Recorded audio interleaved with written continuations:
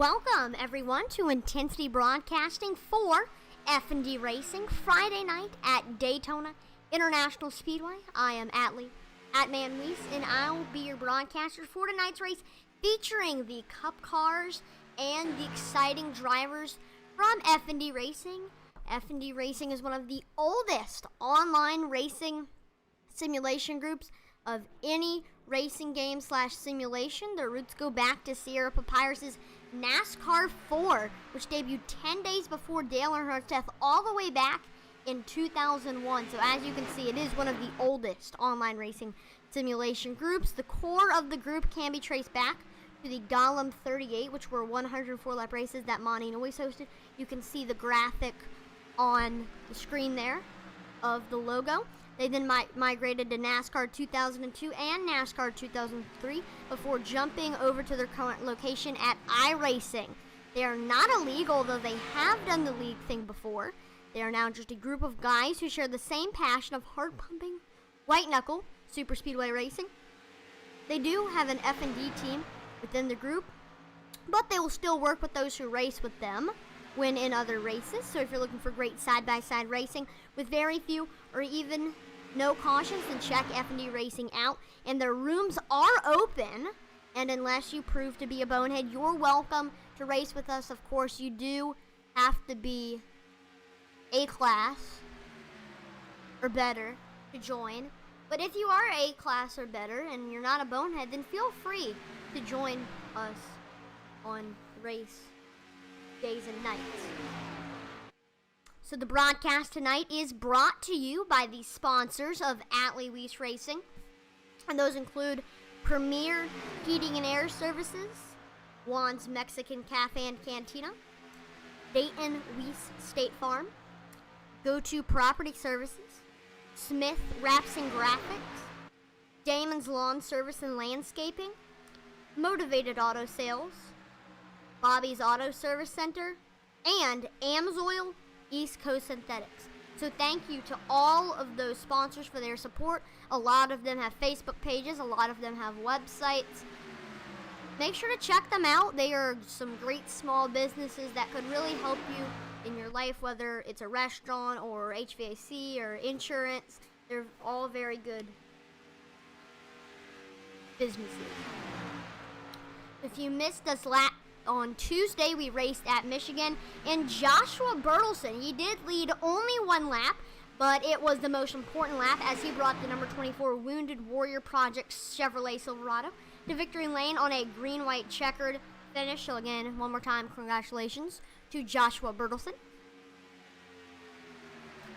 Eric Laurie, he took second place. Louis Loya, who was last Tuesday's winner, he finished third.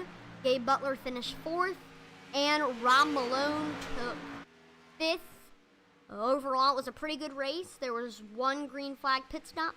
Frank Reese took the pole that night with a 39.524, and Joseph Wright had the fastest lap of the race on lap 10, though I do not know what that lap was. The race had 5 cautions and 19 lead changes among 11 different drivers, and Jason Yacht led the most laps with 29. Night's format, we're going to have a 1-lap qualifier, which is coming up in 46 seconds. A 75-lap race. In that 75-lap race, there will be 3 resets, and fuel will be set at 80%.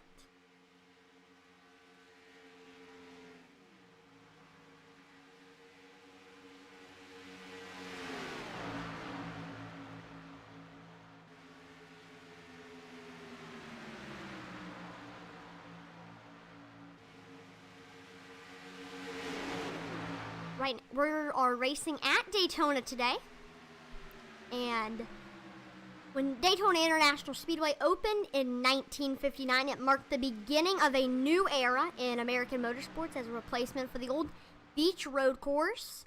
A few miles east, the high bank 2.5-mile Florida Tri-Oval, representing the leading edge of a wave of construction of big paved speed palaces. Before Daytona, Indianapolis was the only American oval track longer than 1.25 miles, and most racing took place on dirt ovals a mile or less in length. From the very first Daytona 500 won by Leif Petty in a three-way photo finish, those 31-degree high bank turns so steep that it is hard to walk up them, and the 18-degree tri-oval proved a favorable venue for wide-open stock car racing, and Daytona kicked off the growth of NASCAR as we know it today. Daytona was also the first multi-use facility with a 3.56-mile road circuit incorporated in the infield and most of the oval. It hosts not only the Daytona 500, but also the Rolex 24 Sports Car Endurance Race, which is another big event. Also, Bike Week's Daytona 200 and Daytona Kart Week, which happens between Christmas and New Year's. It also is a host of driving schools, clubs, the Richard Petty Racing Experience, and other events. Daytona's busy and diverse schedule confirms the track's motto as the world center of racing. As you heard, there's so many different configurations, but right now we're racing at the High Bank Super Speedway. Qualifying is going on right now, so we'll have to pay attention to the times that are about to be set. Only one lap.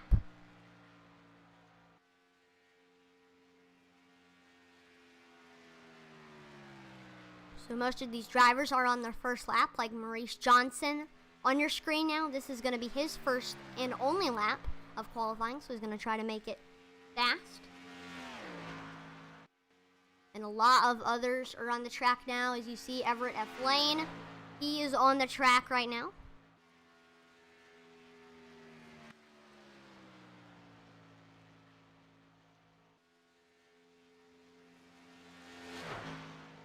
It's like Dude Conrad is the first on the board with a 46.059. So far he has the fastest lap on the track right now. Davis Swindell got decently close.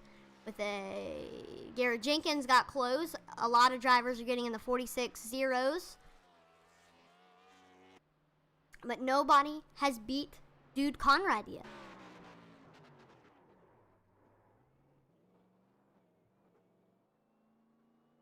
Still, DJ Harris still has to turn a lap. Josh Hall, Eric Laurie, Tommy Cristiano, all of them still have yet to turn a lap.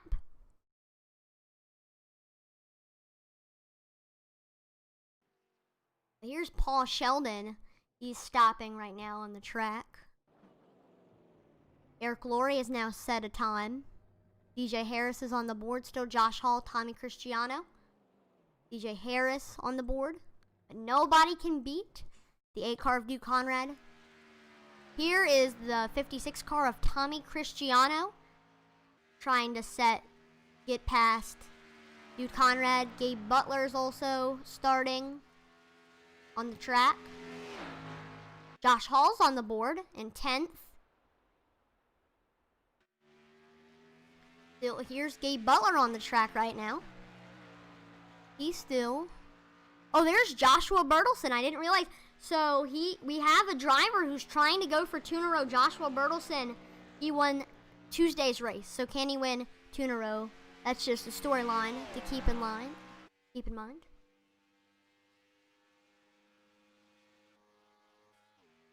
Tommy Cristiano on the board in 12th with a 48.516. Really the only other driver so far that needs to turn a lap is Gabe Butler.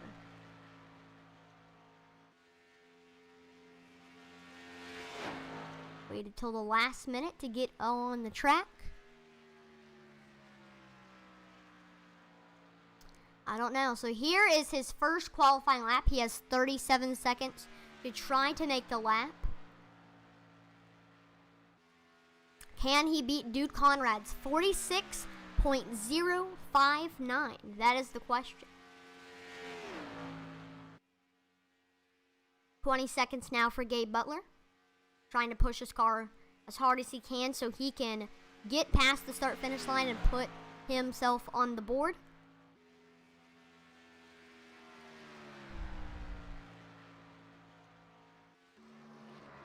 Oh, Tommy Cristiano getting down on the apron, having a little bit of trouble. 3 seconds, 2 seconds, 1 second, and it is done. We are now gridding here at Daytona International Speedway. Here's going to be your starting order. Starting in the first position with an I rating of 2,122 in A class is the number 8 of Dude Conrad. Starting in the second position, it's the number 321 of Gary Jenkins.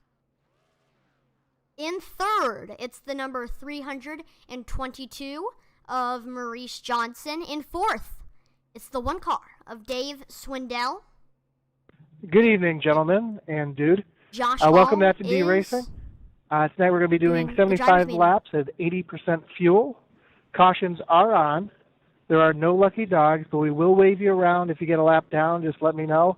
There's a couple admins in here. We'll get you back on the lead lap. There is no passing before the start-finish line, and the leader will go on green. Any other questions, let me know. Other than that, have fun. Good luck, and we'll see you at the end. He will be our race day admin today, as Rob Malone is not here. Correct. Still no 3 wide till the backstretch. Dale Willoughby in the 5th position. 6th is the 071 of Eric Laurie. 7th is the 24 of Everett F. Lane. 8th is the 76 of DJ Harris. 9th is the 52 of Paul Sheldon. 10th is the 81 of Josh Hall. 11th is the 71 of Martin Borquay. 12th is the 56 of Tommy Cristiano. Also, we only clear black flags under yellow. If you get a black flag under yellow, let me know. We'll clear that and give you an EOL penalty. Of other if you get black flag under qualified. green, you will have to serve it.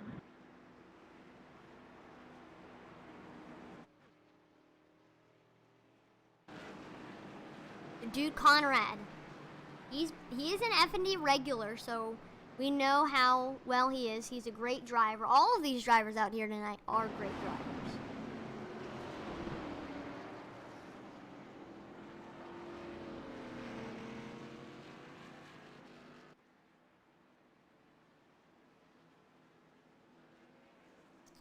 Like, Dude Conrad is dropping to the back? I don't know.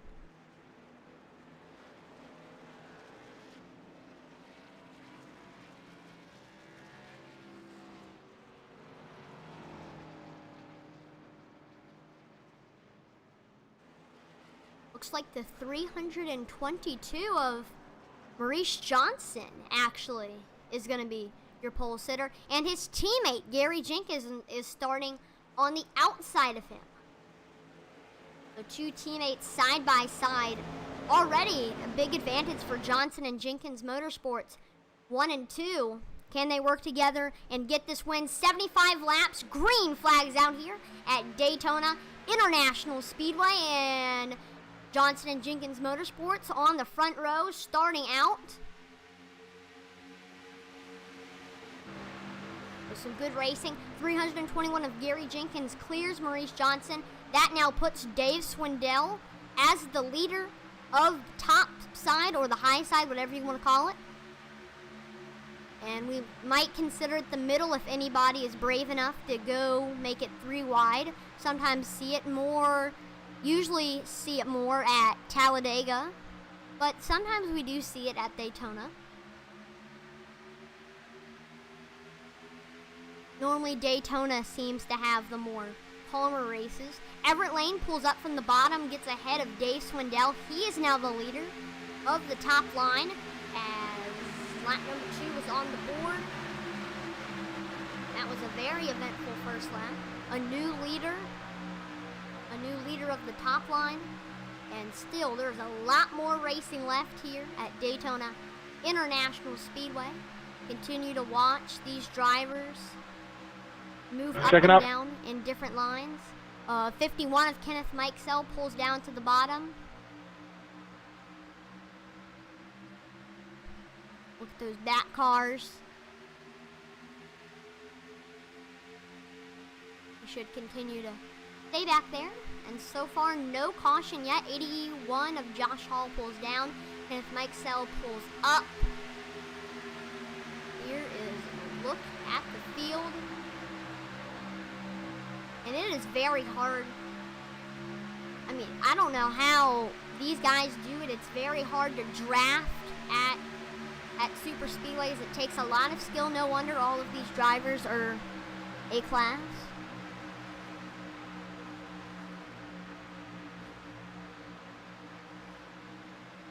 Oh, the 21 car tags the wall back there. It is in the back of the pack. Oh, yep. Caution is out.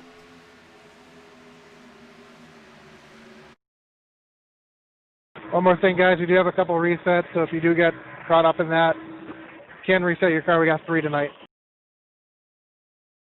It's like he has already left.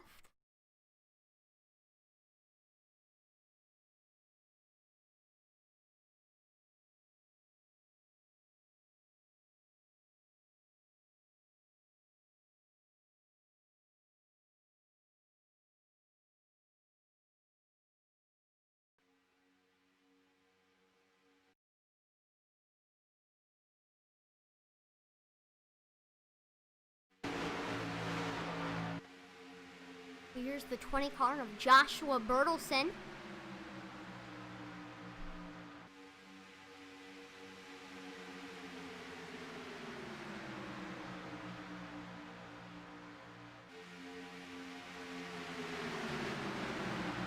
He gets below Tommy LaBar.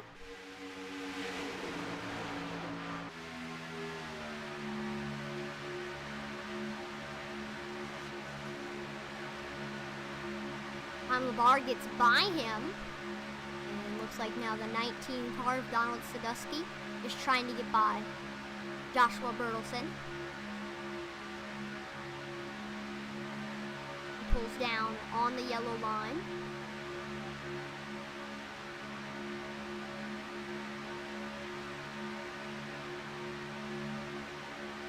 He does continue to stay clean.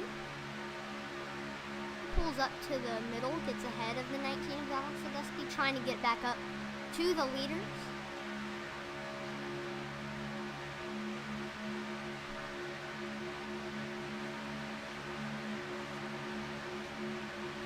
The 11 car pulls out, looks like the 20, looks like he might have brake checked. Yep.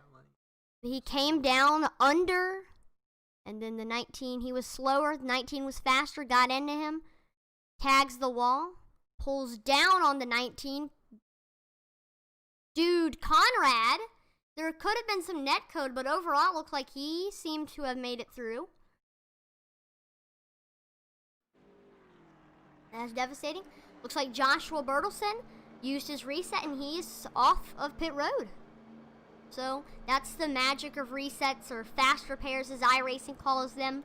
You can just go to your pit stall, press a button, and you have a new car, but you do have to be resourceful with them because you only have 3 resets. They are given more generously because this is super speedway racing, and there are a lot of big ones and cautions, but overall, that wasn't too much of a big one. That entire green flag run, Gary Jenkins was the leader. Teammate, second place was Maurice Johnson. They got a team going on, Johnson and Jenkins Motorsports. And it's always better when you have your teammate around you. You sometimes might see drivers trying to get up there to their teammates, try to get grouped with them. Speaking of teammates, here is going to be your restart order. Well, for the restart, we got Gary Jenkins in the first position. Second place will be Maurice Johnson. In third, Everett F. Lane. Fourth is Eric Laurie. Fifth is the number 1 car of Day Swindell. Sixth is Paul Sheldon. Seventh is Josh Hall. Eighth is Martin Borquay. Ninth is Gabe Butler. 10th is Kenneth Mikesell. 11th is Donald Sadusky. 12th is Tommy LaBar. 13th is Mason Cutruff. 14th is Joshua Bertelsen. 15th is DJ Harris, and 16th is Dude Conrad. It's your front row. It's always better when you have your teammate around you. Gary Jenkins on the bottom, Maurice Johnson on the top. Behind them, two low-line racing drivers, Everett Lane and Eric Laurie, and also Paul Sheldon.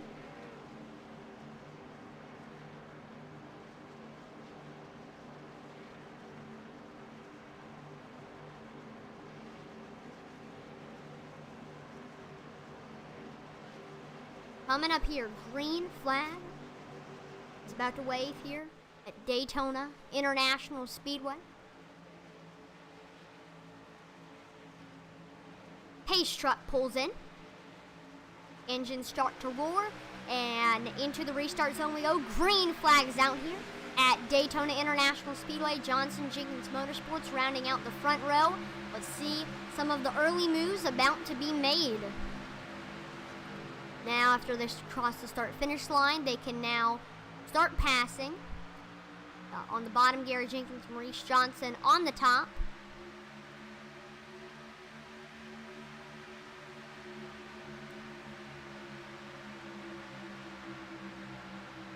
Will we see any? Looks like Tommy LeBar. He moves up to the high side. 11 car getting under the 71 car.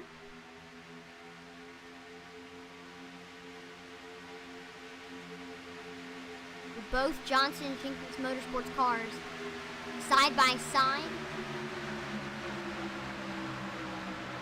So far, Gary Jenkins has held Maurice off.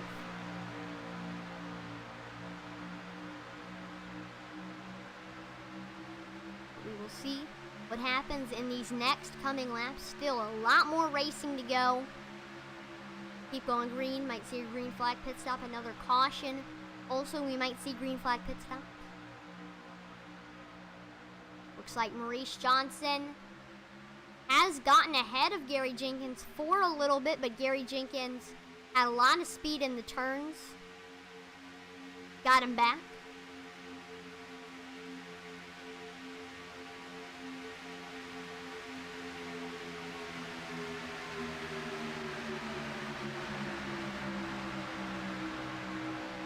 Here at these super speedways, you cannot race by yourself as you can short tracks and intermediate tracks.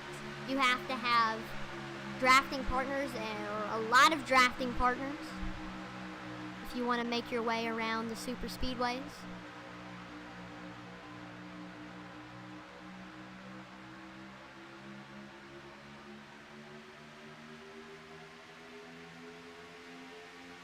Ooh, Tyler LeBar got very close to the wall there in that number 99 car.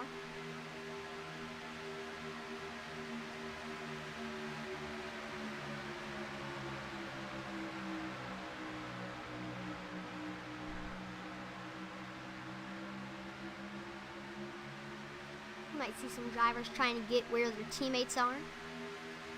A lot of drivers restarted around all their teammates. That gave them a lot of luck to help them be around their teammates. Ooh, Maurice Johnson got another great run in the straightaways. But again, Gary Jenkins got him in the turns.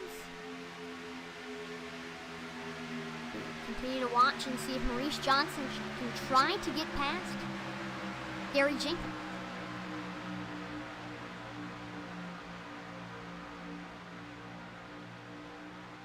Little group here.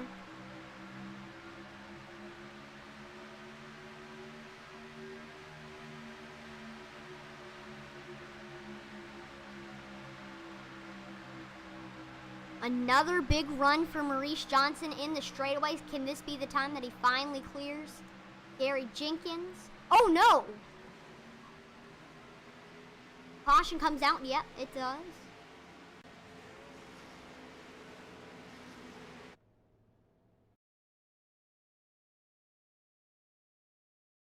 Looked to be the car that I saw was Josh Hall. Here's the instant replay.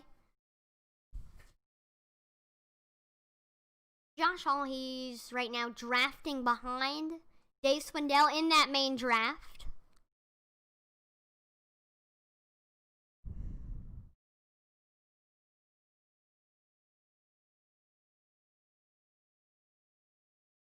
Looks like Dave Swindell might have gotten a little bit loose. Then he got into Josh Hall. Gabe Butler got in. Joshua Bertelsen, and I do not believe. Dude Conrad, another nowhere to go situation. 71 car then got into Joshua Bertelsen. Poor Dude Conrad, 2 wrecks in a row for him that were not of his doing, but that's what happens here at super speedways.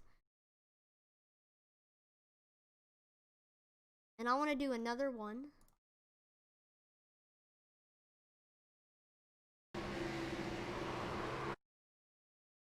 I want to rewind and do the inside cockpit and what it looked like. For Josh Hall, here is a replay for the cockpit of Josh Hall and what it looked like for him. This is what it looks like in his sim rig or whatever he's racing on.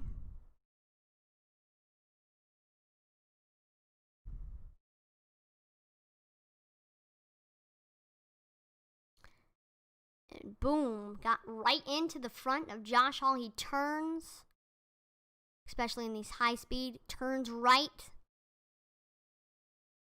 Ooh, tags the wall. Sparks fly. Look like it all just happened so fast, especially going 180, 190, 200 miles per hour. Crash like that in real life could be fatal. And he gets to a stop there.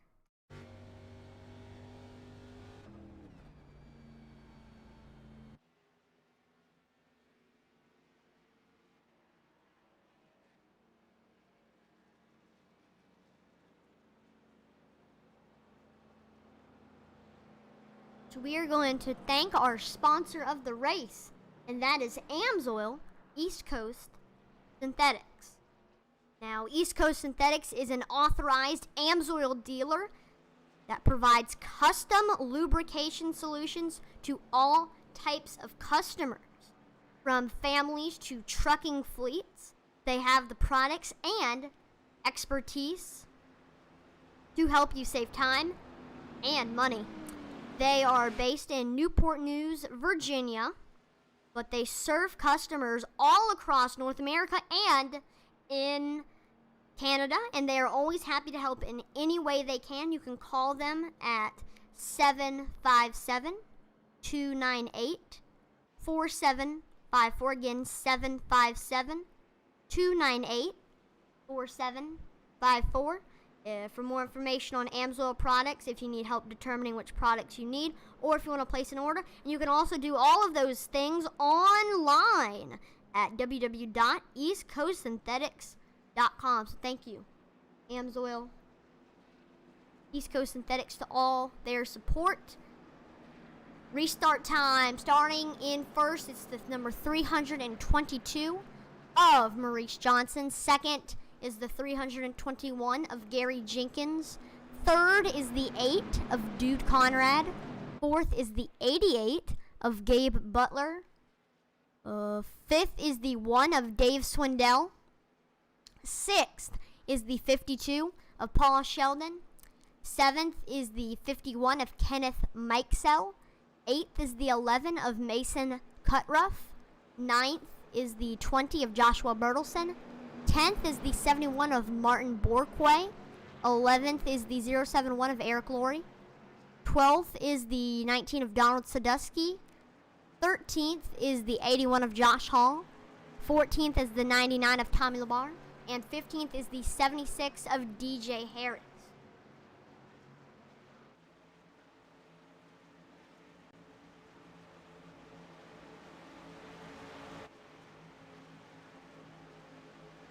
Pace truck pulls in. And green flag is out here at Daytona International Speedway. And we got the two Johnson and Jenkins Motorsports cars once again on the front row. Let's see if Gary can get a good run in the turns, and so far he has the advantage in the turns, a little bit of a lead, but Maurice Johnson seems to get him back. Now they're pretty much nearly identical in the straightaways between 321 and 322. Very hard to tell them apart on the racetrack.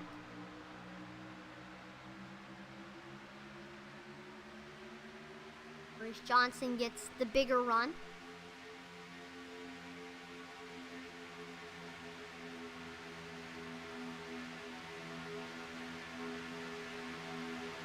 Look all around the track. One driver who's going to need to make a comeback is Josh Hall. He's right now in 13th, so keep an eye on the number 81 car. We know he does have a fast car, so keep an eye on the 81 car, as he is going to have a very hard task of making his way all the way up through the field. He's in 14th right now, and he has 13 cars to get by. But if there is another caution and he avoids it, he can fly back up through the pack very easily. So just keep an eye out for some of those previous drivers involved in the previous wreck. Let's see if they can make a comeback here in this next green flag stint.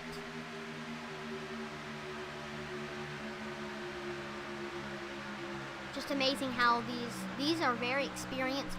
The highest I rating, I always like paying attention to the highest I rating.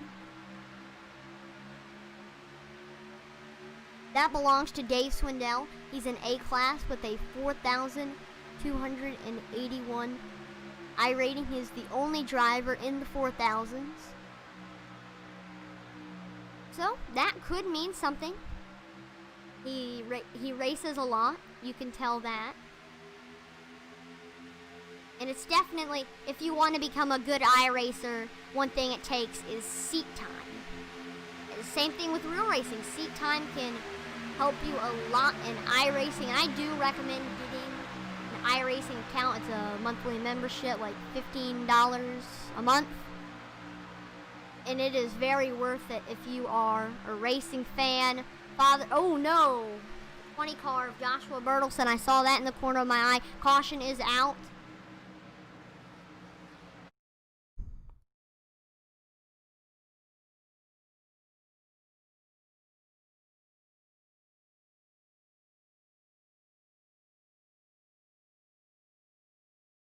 So here we go.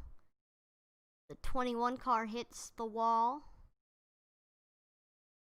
So he's continued to race good. He is very high on the track, though, very close to the wall. He needed to get some fresh air. He pulls down onto the 19 of Donald Sadusky. Boom, tags the wall, time of the baller. Josh Hall gets involved in a wreck again. DJ Harris makes his way through the wreck. That could be a superlative for greatest avoidance.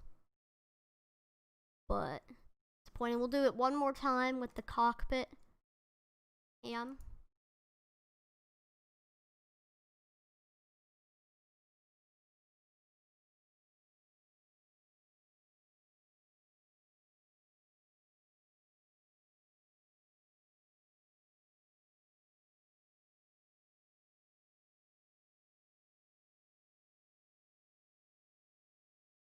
So here's Joshua Bertelsen. This is his onboard cam from wherever he is playing the iRacing game, like Kenneth Mikesell is done for the day. Boom, tags the wall. Look how close he got to DJ Harris.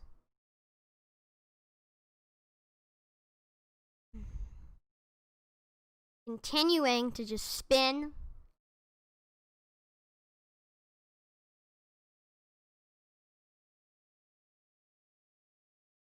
He does still, though, have the fastest lap of the race. At least he has that for him. He just has to go to the pits and get himself a reset, and he should be good.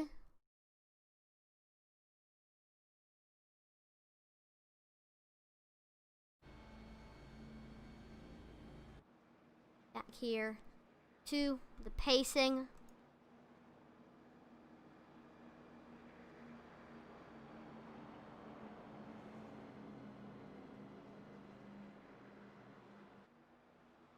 drivers. Let's see.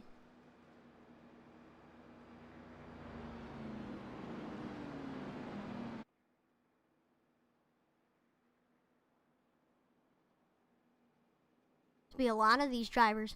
Third time on pit road.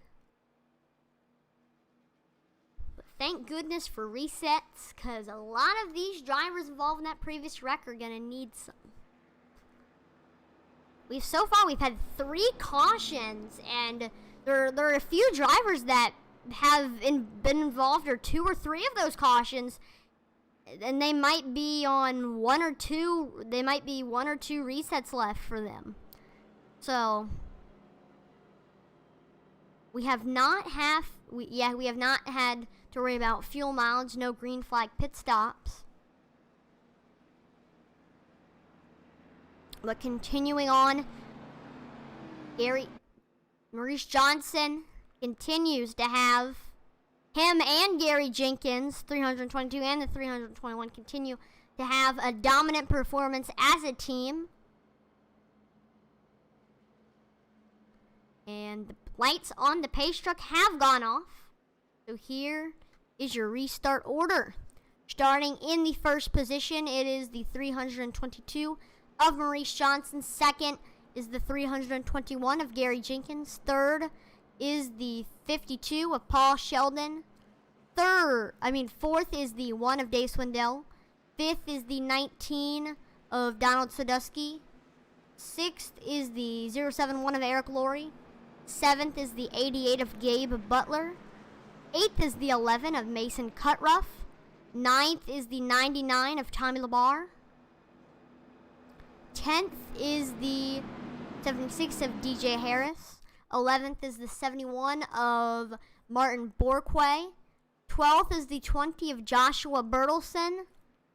13th is the 81 of Josh Hall. And 14th is the 8 of Dude Conrad.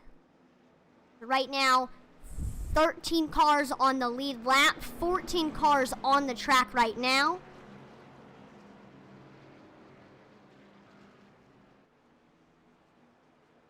Looks like Joshua Bertelson is now done for the day.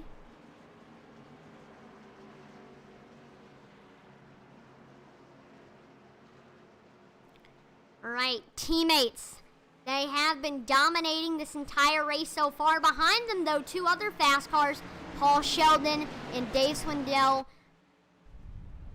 hungry and thirsty for the lead. Will they try to make a move? This will all happen. Storylines here in this coming restart. Green flags out here at Daytona International Speedway. The 322 of Maurice Johnson and Gary Jenkins on the front row. And so far, side by side, Gary Jenkins with a little bit. But it looks like Maurice Johnson has been getting him back. But will we see anybody try to make a move on them? I don't think we're going to see much competitiveness now until possibly 5 laps to go in this race.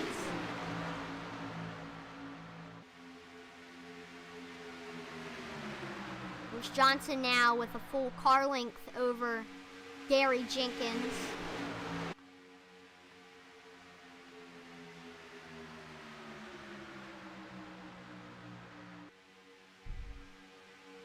Maurice Johnson has a very fast car right now. Does not have the fastest time in the race, but you'd expect it, honestly. Him and Paul Sheldon are showing a lot of speed as Paul Sheldon is showing a lot of speed as a drafting partner to the 322 of Maurice Johnson. Dave Swindell has to get Gary Jenkins up there. I wouldn't be surprised if possibly Paul Sheldon pulls up in front of Gary Jenkins and try to be the leader of the top line. I would not be surprised if he tried to make a move like that.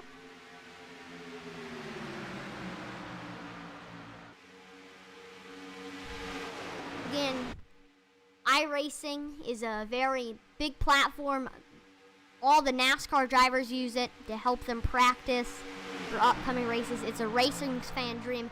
80 plus tracks, whether it's 8 plus tracks, it's oval tracks, asphalt ovals, dirt ovals, dirt road courses, and asphalt road courses.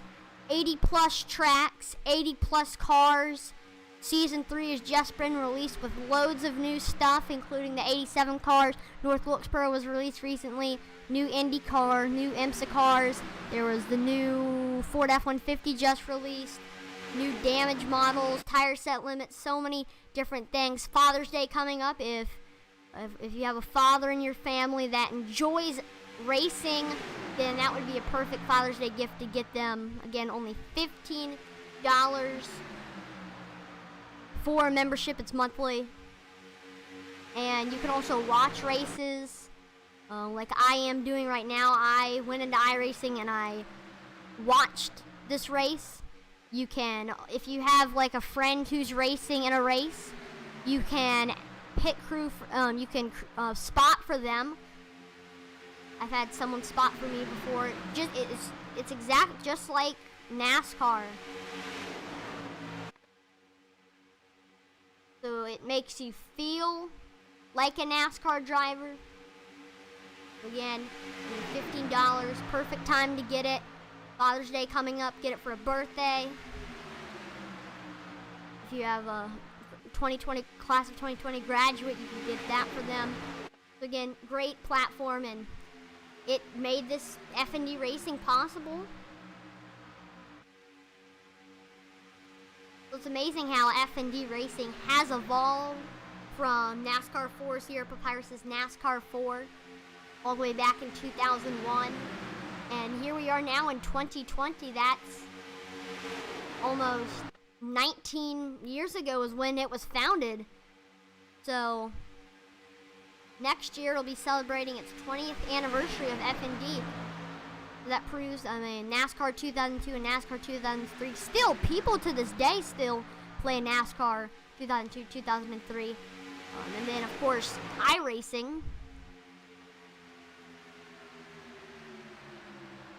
The FND Racing is a very big group of guys, great group of guys. Pretty much most of the drivers out here tonight are FND Racing regulars. There are a few new faces that you don't normally see, but most of the time, about 80% of the drivers out here tonight are FND regulars.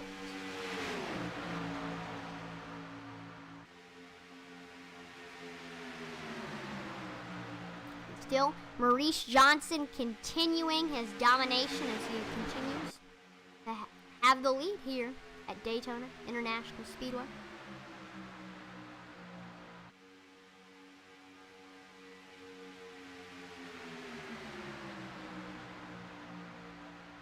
Might see a long stretch of green flag runs for now, as after we've seen 3 cautions, a lot of drivers have used a lot of resets. We should be seeing a lot of drivers start being conservative to save those final few resets for when it actually gets competitive with 15 to 10 to 5 laps to go. That's when it gets more and more competitive, as the shorter and shorter laps that these drivers know that they have, the more competitive it gets.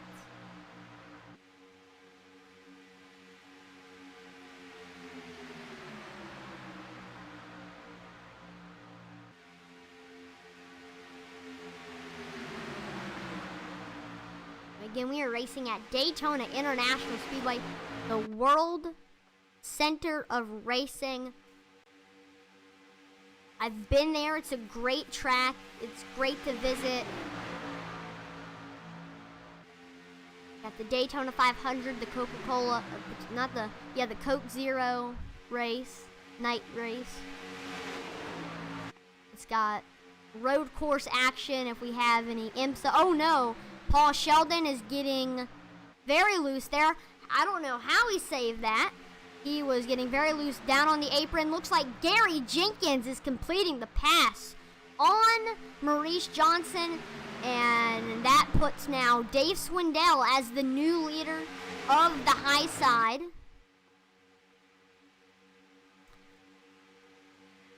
We were talking about how much of a dominant performance. Here comes Gary Jenkins, and here comes Dave Swindell. He is the new leader of the bottom line. That now puts Donald Sadusky as the new leader of the high side.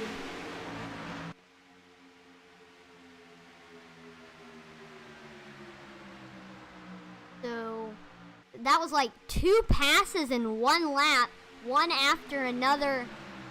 And at in the end, the number 1 Coors Light Chevrolet Camaro victorious. Every single driver here is a Chevrolet Camaro except for one. DJ Harris is in a Ford Mustang, so he's the odd man out.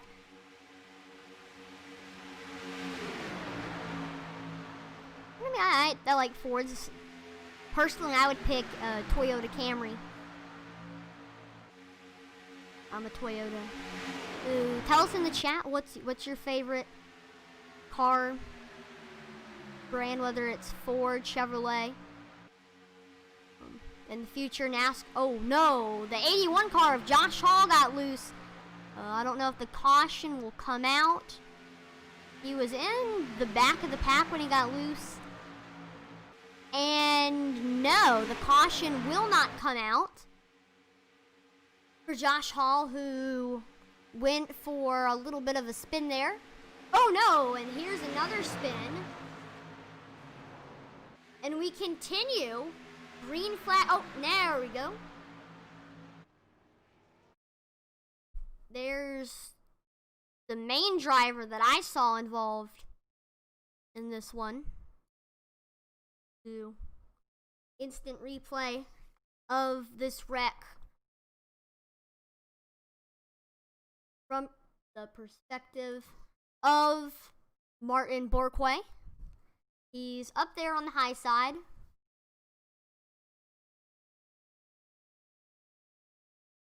Oh, looks like the front. Donald Sadusky got loose up front. Time the bar, he tags the wall. Then he gets into Martin Bourquet. Looks like they get through it.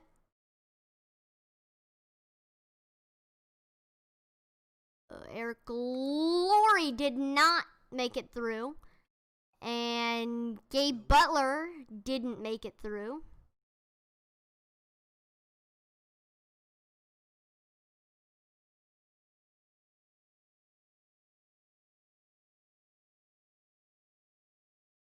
There's another driver, Josh Hall. It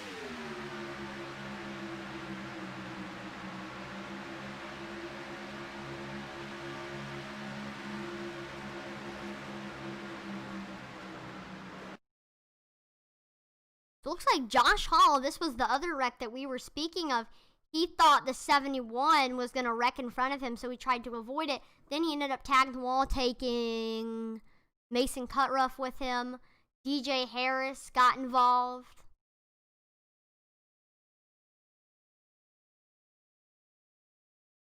Disappointing too. Looks like pit stops, green flag pit stops are on here, waiting for everyone to get off pit road so I can show the results. And they're off. Thank you. Make it off pit road. You make it off pit road.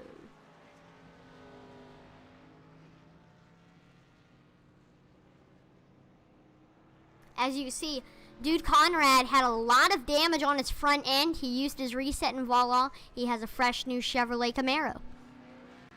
2 other cars on pit road now. Dude Conrad.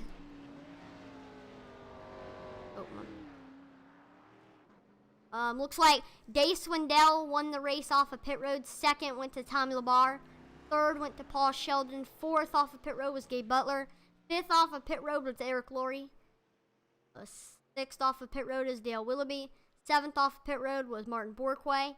Eighth off of pit road was Mason Cutruff. Ninth off of pit road was Donald Sadusky. And 10th off of pit road was Dude Conrad. That was an interesting race off of pit road.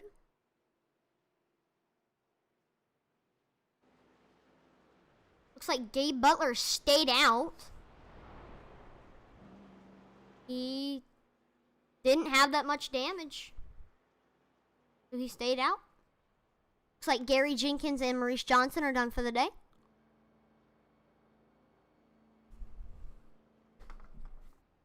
Both of them had great runs. Both of them were leaders at one point. I don't know why, though. They didn't get involved in anything, so I don't know why they left. Lights on the pace truck have gone off. Here's your restart order. Starting in first, it's the 88 of Gabe Butler. Second is the 1 of Dave Swindell. Third is the 52 of Paul Sheldon. Fourth is the 71 of Martin Borkway. Fifth is the 99 of Tommy LeBar. Sixth is the 19 of Donald Sadusky. Seventh is the 11 of Mason Cutruff. Eighth is the 071 of Eric Laurie. Ninth is the 81 of Josh Hall. 10th is the 8 of Dude Conrad. And 11th is the 76 of DJ Harris.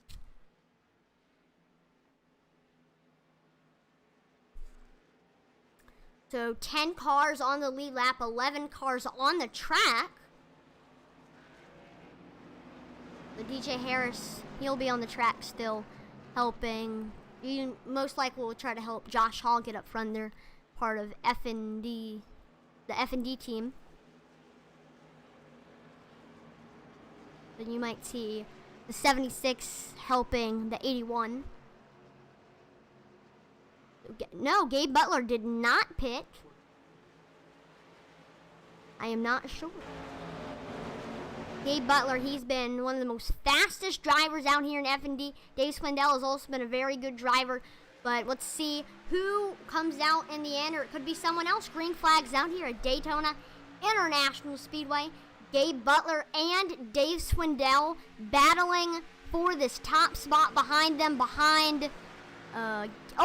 Looks like Dave Swindell pulls down to the bottom behind Gabe Butler, and that now puts Paul Sheldon as the leader of the high side in the number 52 Trump 2020 Chevrolet Camaro. So that was an interesting decision by Dave Swindell to get behind Gabe Butler when he was in the lead of the top line and did have the chance to get past, if he had enough momentum to get past Gabe Butler, but who knows why he made the decision. But if he does win, the number 1 Coors Light Chevrolet Camaro could credit that move by getting behind Gabe Butler. Could be the race-winning move for him.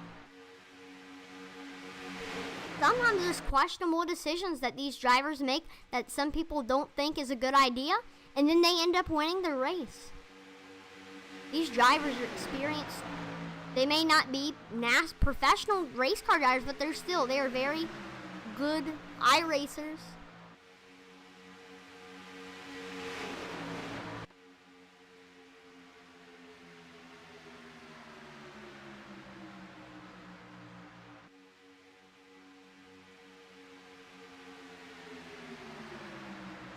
This weekend is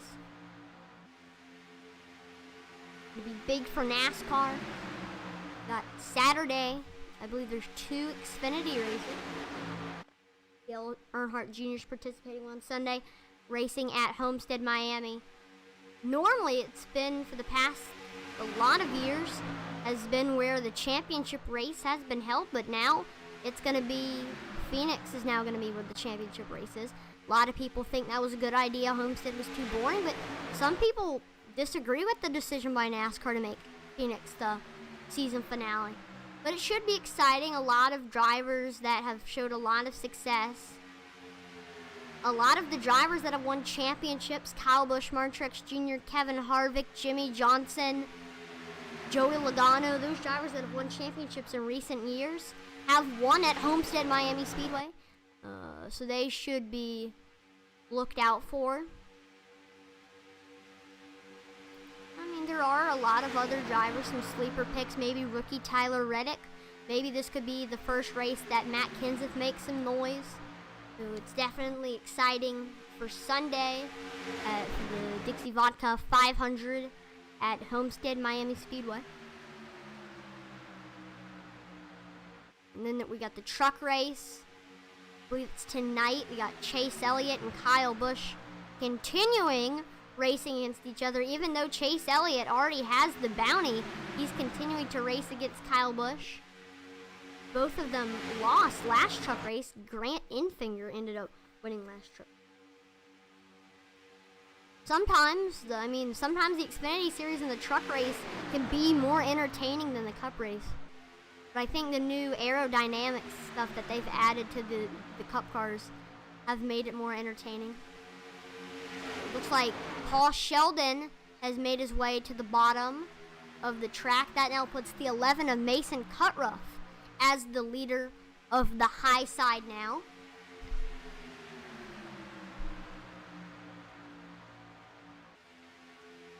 A lot of great paint schemes out here tonight. We got the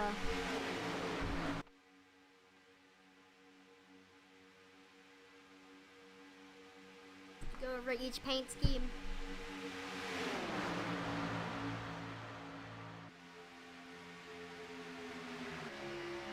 So here's the first car. I got the 88 of Gabe Butler.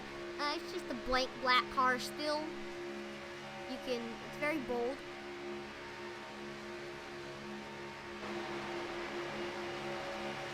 We got the one car, Coors Light Racing. I think Jamin McMurray, Sterling Marlin. We've seen Coors Light NASCAR before. The gray, and we got the mountains, the signature Coors Light mountains in the background.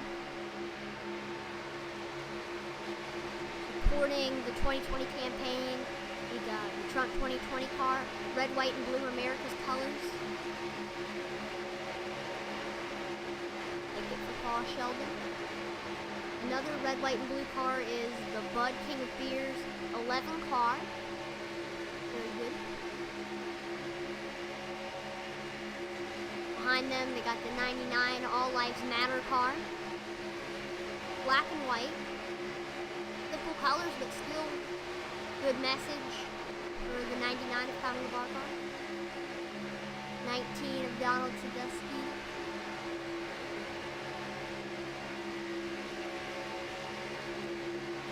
The 8 car Fanatec of Pete Conrad. I really like this paint scheme. It's blue and white Chevrolet Camaro. I really do enjoy it. Josh Hall just going with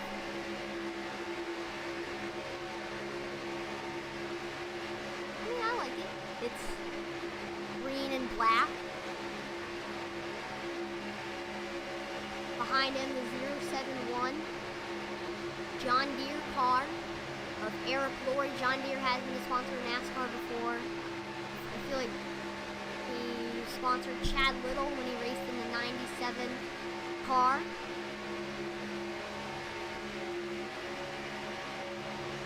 '76 Northwest car. I like it. It reminds me of Folgers. Oh no, the Folgers NASCARs.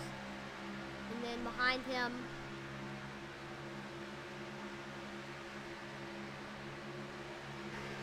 is the 71 DIYsim.com white and green. I like it. There are two colors that go really well together in the stripes. So that is your look at all of the paint schemes here at Daytona International Speedway. Tell us in the YouTube comments or chat which one out of all those that I just showed you liked or preferred the best. Continuing to lead the high side is the 19 of Donald Sadusky on the bottom. Oh, but that just changed very quickly.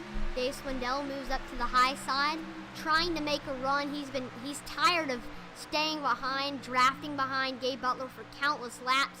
He wants to make change. He's going to try to make a move on the 88 of Gabe Butler. He knows that every lap that goes by is one less of a lap that he has to try to get by Gabe Butler. So that was a good decision by Dave Swindell. He could credit that as his race-winning decision if he does win the race. He could say that he made that decision because he wanted to win and he ended up winning. So we'll see if that works. Here's a driver who's been up and down behind Gabe Butler. 81 of Josh Hall. He's been in a lot of wrecks. He has been onto the pits 5 times. Countless times of being wrecked. But I've said look out for him. He's going to try to make a comeback. And right now, he's in 3rd or 2nd place. So don't count him out in the final green flag laps. Same thing with Donald Sadusky. Anytime he can just not draft on Dave Swindell anymore and he will slow down and he can just race by him. But I don't think we'll be seeing any competitive moves till possibly lap, like 10 laps to go or 5 laps to go even. Maybe even 3 laps to go.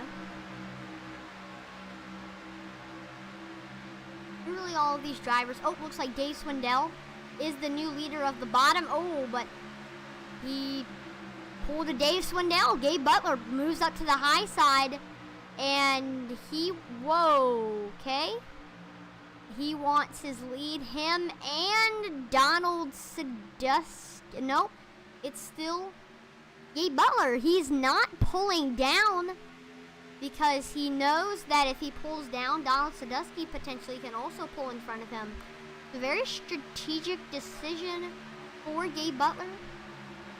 So you can't wait too long because if Dave Swindell gets past you to the point where if you pull down, you'll guaranteed wreck, that's not good. So we'll see in the coming laps when Gabe Butler decides to move down. I think once Gabe Butler gets side by side with Donald Sadusky, I think that would be a good time. I think right about now would be a good time to get by, to get down. But so still Gabe Butler is not moving down to the bottom.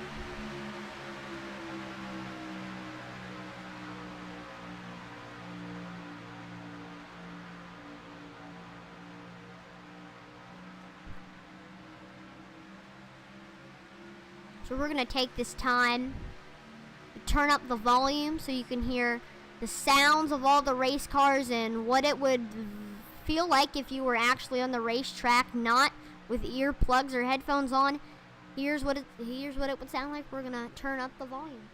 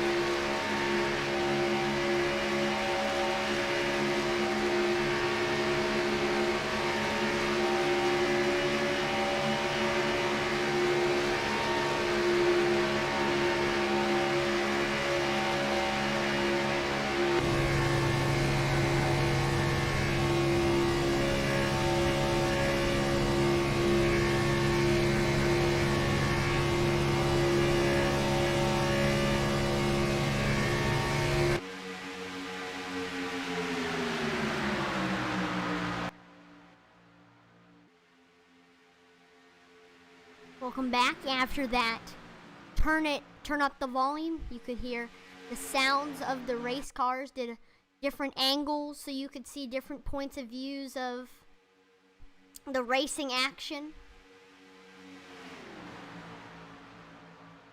Still, we have Gabe Butler in the lead here at Daytona International Speedway. And we have our green flag pit stops going on here. Eric Laurie, there's a lot of wrecking going on here on pit road. So we're gonna watch the race off of pit road here.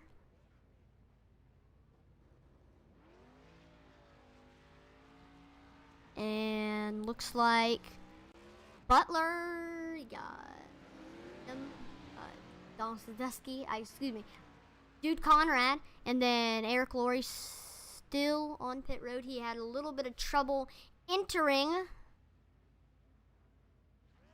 Let's see if he does better exiting. Looks like a new wave of drivers coming on to pit road.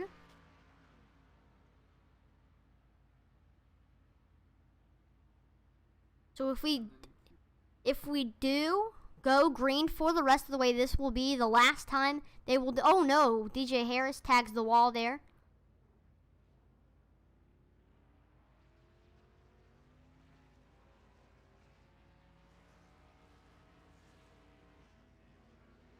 DJ Harris makes his way off of pit road. Dave Swindell. Then it's Mason Cutruff, Josh Hall. Still, Eric Laurie remains on pit road. Tommy LeBar right now in the lead, has a 37-second lead over Gabe Butler. He has not gone into, caution is out. That might be what Tommy LeBar was hoping to happen. I am not sure what happened.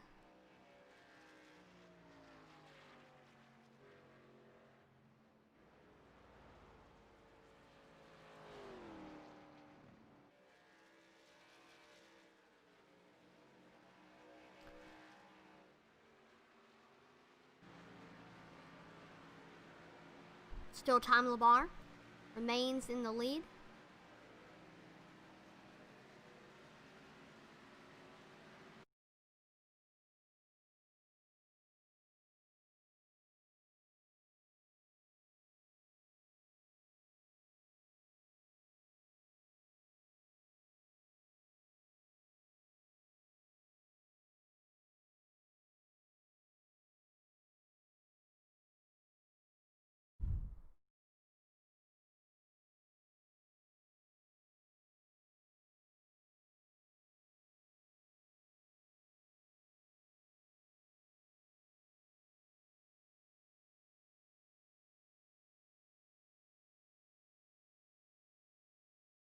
Not sure what happened there.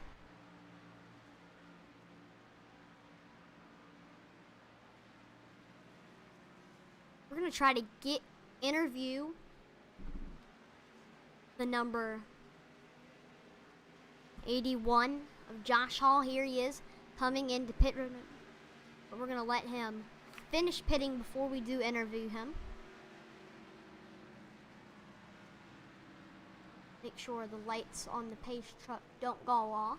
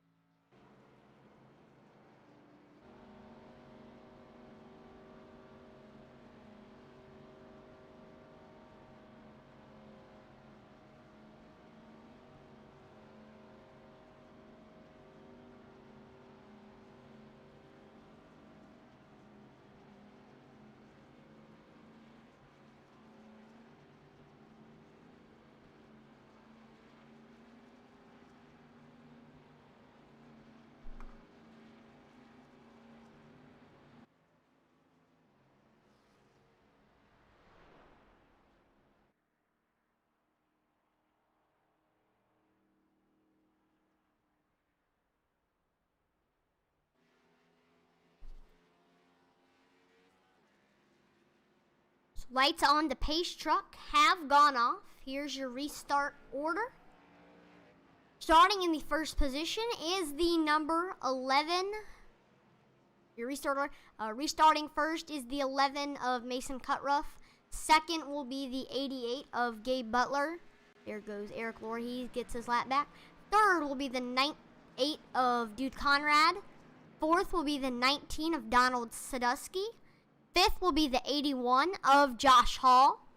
Sixth will be the 1 of Dave Swindell. Seventh will be the 99 of Tommy Labar. Eighth will be the 71 of Martin Borqui. Ninth will be the 071 of Eric Laurie. And 10th will be the 76 of DJ Harris. So 9 cars on the lead lap. 10 cars on the track, but only one can win.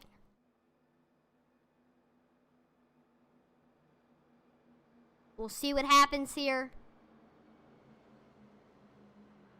We got on the bottom a new front runner, Mason Cutruff. We haven't seen up in the front lately, but we might see a spark from that 11 car. Also, Gabe Butler, he's shown a lot of speed today.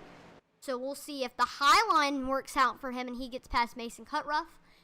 Green flags out here at Daytona International Speedway, 1188. Behind them, we got the 8 and the 19. How does this restart go? That is the question. Looks like into the straightaway. The 11 of Mason Cutruff has the advantage over Gabe Butler. That could easily change in the straightaway, though. You could see a large jump from the 88 car. And there he is. Looks like the 88 car. Now the 11 car has the advantage again.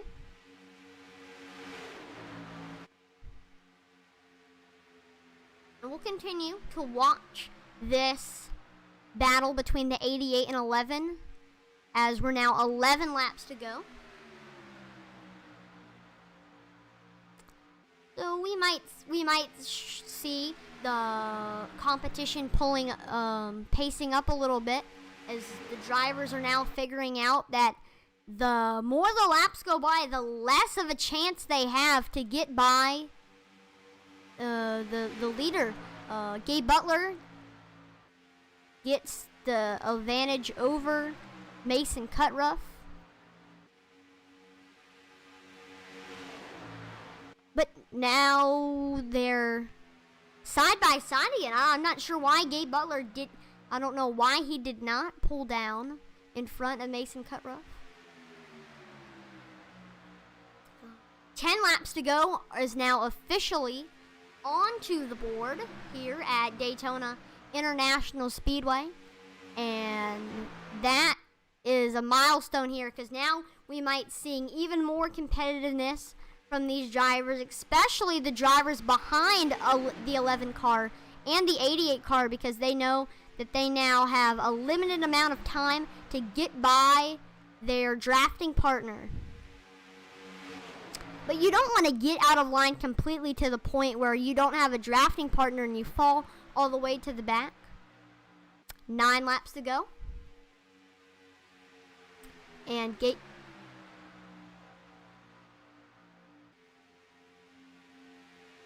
Butler still seems to have the advantage over the 11 car.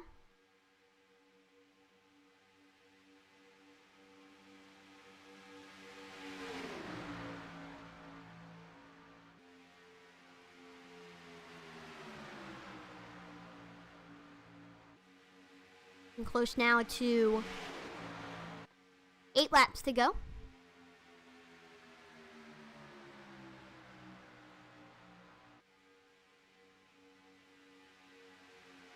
Continuing on with this battle between the 88 and the 11 car, it's starting to get pretty intense. Same thing, Duke Conrad behind Gabe Butler knows that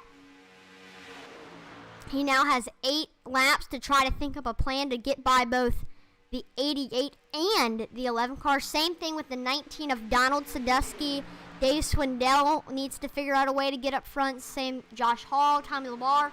All of those drivers behind Gabe Butler and Mason Cutruff have to find a way to get by their drivers in front of them.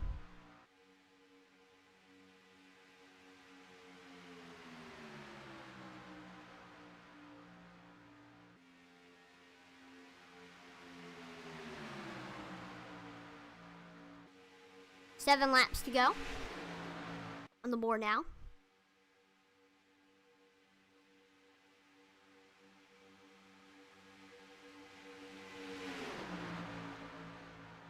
Turns 3 and 4, the continuing battle between Mason Cutruff and Gabe Butler. Ooh, they got very close there in turns 3 and 4.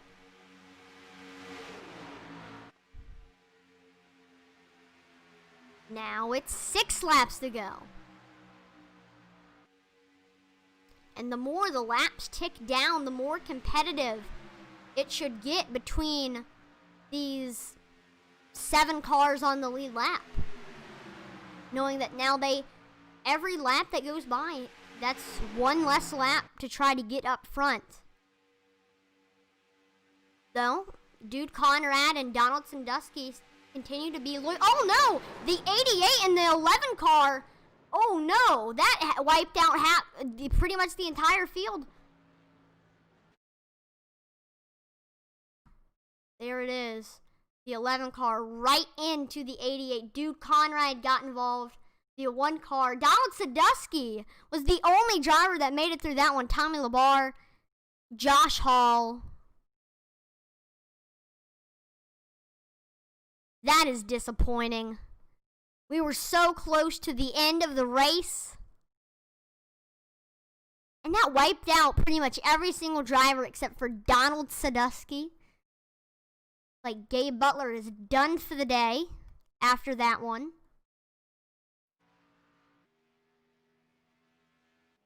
I don't know. Looks like Dave Swindell, he also decently made it through. So really only 2 cars didn't get significant damage. That, over half the field was involved in that one. That was a crazy wreck. There goes DJ Harris. That'll now put him, I believe, either 2 laps down or 1 lap down. Looks like Dude Conrad is done for the day as well.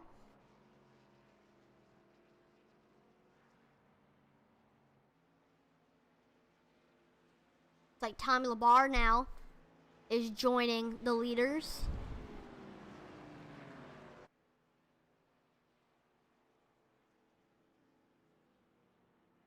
Wow, a lot of drivers are going to have to go into the pits after that one. So we'll watch this pit lane cam to acknowledge this is for 2nd place. So that means you'll be starting on the outside of Donald Sadusky. Very quick stop for the 99. Tommy LaBar wins the race off of pit road. Dave Swindell then makes it off.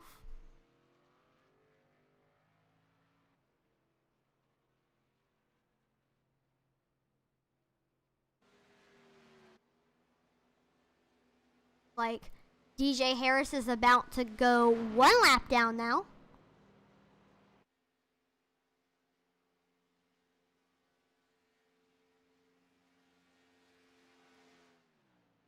After what we've just seen, anybody can still win this race. 1 wreck like that wiped out the entire field, and if that was a green-white checkered, Donald Sadusky would have won that race. Still don't know. That was so lucky for Donald Sadusky to make it through that one without even getting a scratch, and the fact that it wiped out pretty much the entire field.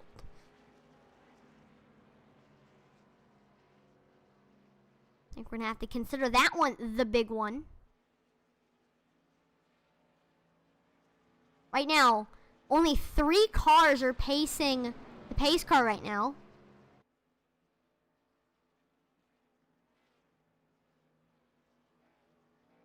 Waiting for Josh Hall to catch up to the leaders up here. He is about 17 seconds away from the leaders right now. Lights on the pace truck have gone off. Here is your restart order. Starting in the first position, it is the 19 of Donald Sadusky. Second on the outside is the 99 of Tommy LaBarre. Behind him is the 1 car of Dave Swindell. Then in the fourth position, it's the 81 of Josh Hall. Behind him is in fifth, it's the 76 of DJ Harris. And in sixth, it's the 11 of Mason Putruff. So 4 cars on the lead lap, and 4 cars can still win this race. It's a green-white checkered.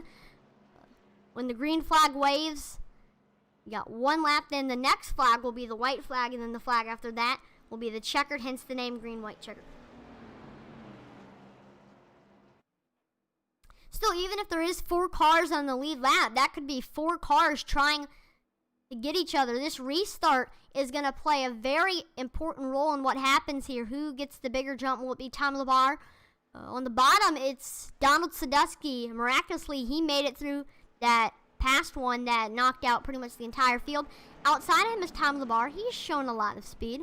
And don't count out the 2 other cars. Don't count out Dave Swindell or Josh Hall either.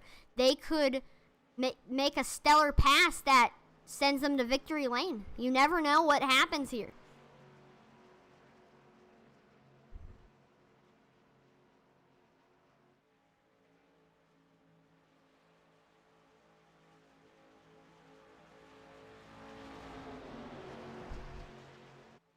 Pace truck pulls in. This is the green-white checkered for the win. Green flag is out here at Daytona International Speedway. 2 laps to go on the board. The advantage right now currently is Donald Sadusky. These 4 cars are going to fight for this win. Look at that. Donald Sadusky had a great restart. Like I said, the restart could play a vital role in who wins and loses this race.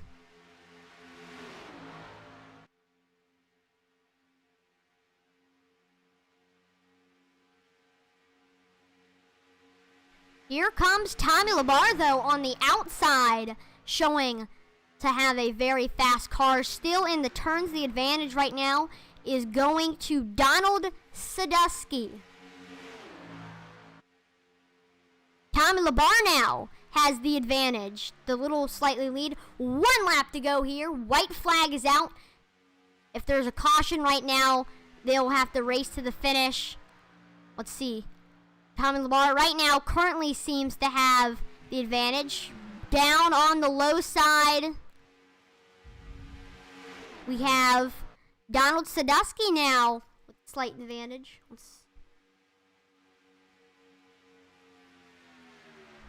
Turns 3 and 4. This is for the win.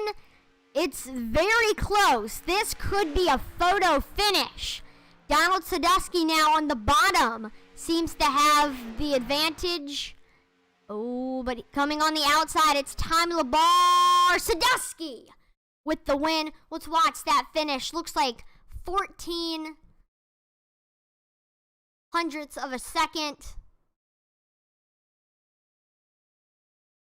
What a finish. Right there, the 19 car of Donald Sadusky avoided a caution that wiped out the entire field, had a great restart, and held off the 99, 1, and 81 cars. Congratulations to Donald Sadusky on his victory.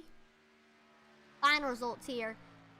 Coming from Pennsylvania, it is Donald Sadusky. So if you live in Pennsylvania, he is repping your state. Second place, it's the 99 of Tommy LaBarre. Third is the 1 of Dave Swindell. Fourth was the 81 of Josh Hall. Fifth was the 76 of DJ Harris. Sixth is the 11 of Mason Cutruff. Seventh is the 8 of Dude Conrad. Eighth is the 88 of Gabe Butler. Ninth is the 071 of Eric Laurie. 10th, coming all the way from Canada, it is Martin Bourquet. 11th, it is the 52 of Paul Sheldon. 12th, it's the 321 of Gary Jenkins. 13th is the 322 of Maurice Johnson. 14th is the 20 of Joshua Bertelson. 15th is the 51 of Kenneth Mikesell. And 16th is the 24 of Everett Lane. So what a great race here at Daytona International Speedway. Action-packed as always, especially coming from Super Speedway Racing.